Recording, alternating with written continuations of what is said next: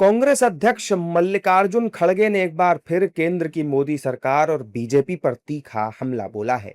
रचनात्मक कांग्रेस के राष्ट्रीय सम्मेलन में खड़गे के बयान से साफ है कि कांग्रेस की सियासत में सत्ता की कुर्सी सिर्फ कुर्सी नहीं, बल्कि गांधी, नेहरू और अंबेडकर के सपनों को बचाने की चाबी भी है।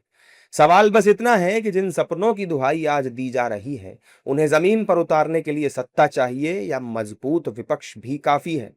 खड़गे ने अपनी स्पीच में कहा कि जब तक आपके पास सत्ता की पावर नहीं, तब तक कुछ नहीं है। जो महात्मा गांधी जी की, पंडित जवाहरलाल नेहरू जी की, डॉक्टर भीमराव अंबेडकर जी की जो सपने थे, उन सपनों को चूर चूर करने के लिए आज की सरकार बैठी है।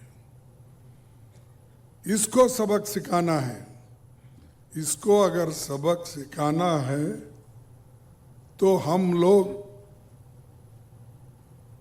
बहुत जोर से काम करना पड़ता है,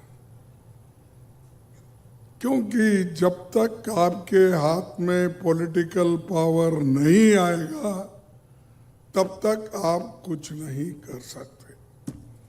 खड़गे ने कहा कि एक तरफ देश को जोड़ने की बात होनी चाहिए, लेकिन दूसरी तरफ कुछ लोग जनता के बीच फूट डालने में लगे हैं। उनके इस बयान को कांग्रेस की मौजूदा राजनीतिक रणनीति और केंद्र सरकार के खिलाफ लगातार बढ़ते हमले के तौर पर देखा जा रहा है।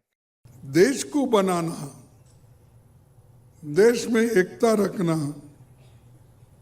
और जो आजादी हमको मिली है, उस आजादी को कायम रखना, देश के संविधान को बचाना, ये सिर्फ पॉलिटिकल पावर से होता है। खड़गे ने बीजेपी और आरएसएस पर देश को बांटने का आरोप लगाया, तो दूसरी तरफ कांग्रेस खुद सत्ता में वापसी की ताकत जुटाने की बात भी कर रही है। यानी सियासत का पुराना फॉर्मूला अभी भी कायम है। सत्ता में हो तो विकास का दावा, सत्ता से बाहर हो तो लोकतंत्र बचाने का संकल्प। और दोनों ही हालात में जनता से यही उम्मीद कि अगली बार फैसला हमारे पक्ष में ही हो।